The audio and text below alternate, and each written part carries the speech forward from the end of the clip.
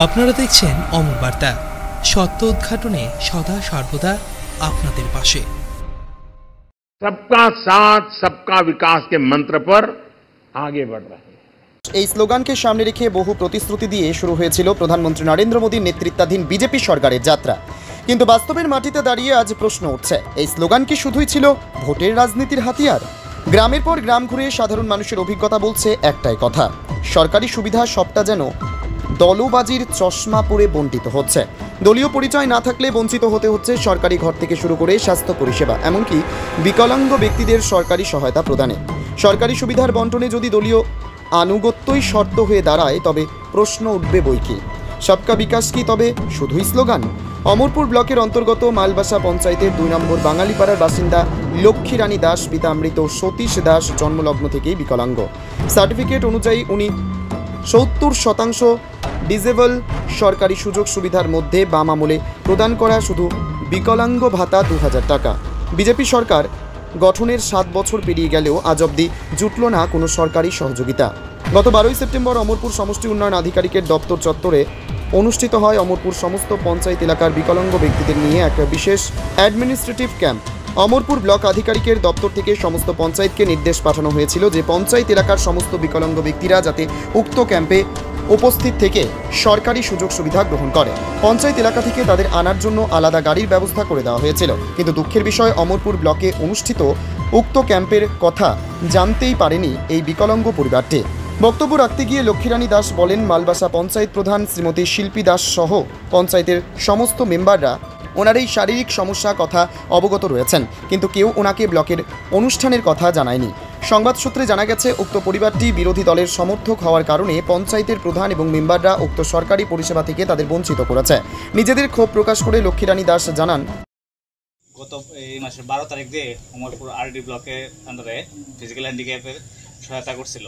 আপনাদের কোনো সহায়তা করছে কিনা? না না না না, কোনো ইয়া করছে না, জানিও না, কেউ কোনো পঞ্চায়েতে কেউ জানাইছে না, কেউ শুনছিও না।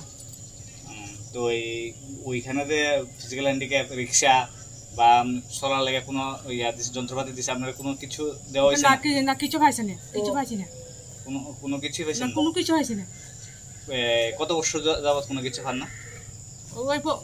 ওইব না, কিছু খবর হয় পঞ্চায়েতে কেউ কিছু কইছে না? না, কেউ কিছু কইলে না, জানতাম কেউ কিছু কইছে না। এমন একটা মায়া জানে এই বিকলাঙ্গ, এই মায়া কিছু জানো না, আমিও জানি না, শুনছি না। এরপরে আজকে শুনছি কত মাইছে মো শুনি বিকলাঙ্গ খাইছি নি। এরপরে গেছি এই খজানবাড়ির বাইক নাই, গেছে অমরপুর। এরপরে জিজ্ঞাসা কই কিটা কোনো আমরা জানি না, কয় ওই এরপরে দীপক খালের বউ কইতাছে, তো আমরা গাঁও সবার খজান আছে না, মেম্বারে তারা জানান, এটা তো আমরা জানি না, আমরা স্কুলে যাই, আমরা জানি, আমরা জানি না। তো এত আমি ঘুরে গাড়ি রাখছি, তারা কত মেম্বারে কইলে না দিত আমার বিকলাঙ্গ মায়াটারে। আর বিকলাঙ্গ মায়াটা কী করে করে আমাদের কাগজ দিছে, ইয়া দিছে বিকলাঙ্গর দিছে না, কাগজ কিছু দিছে না, সব মানুষেরই দিছে। এইদিকে আমরা কাগজ খাইছে না, আমার মায়া আমরা খবরই খাইছি না, আমরা খবর খাইছি না, আমরা কেউ আমরা জানাইছো না, সেটা তো আমরা জানতাম, জানাই তো আমরা গেলাম, অনেক মানুষেরই দিছে গেলাম। এই বিকলাঙ্গ কথা কইতে পারে না, ওই খুবা দিয়ে একটা মায়া খাইছে, তারও খাইছে, সবে খাইছে।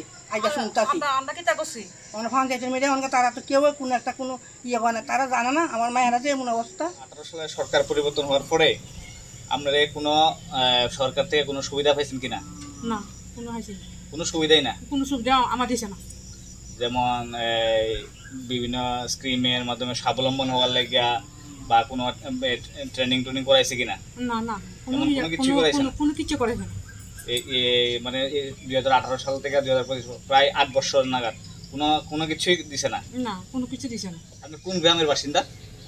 পশ্চিম মালবাসা গ্রামের না? গ্রাম। আচ্ছা, আপনার বাবার নাম? সতীশ দাস। আপনার নাম? লক্ষ্মীরানী দাস। আপনার বয়স? কত বছর? 40? যেখানে সরকারি সেবা পাওয়া উচিত নাগরিকের অধিকার হিসেবে, সেখানে দলীয় পরিচয় হয়ে উঠবে, সেখানে দলীয় পরিচয় হয়ে উঠছে প্রধান মানদণ্ড।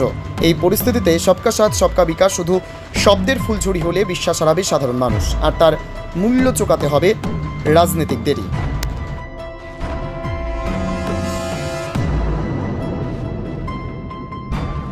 নিজস্ব প্রতিনিধির রিপোর্ট, অমর বার্তা।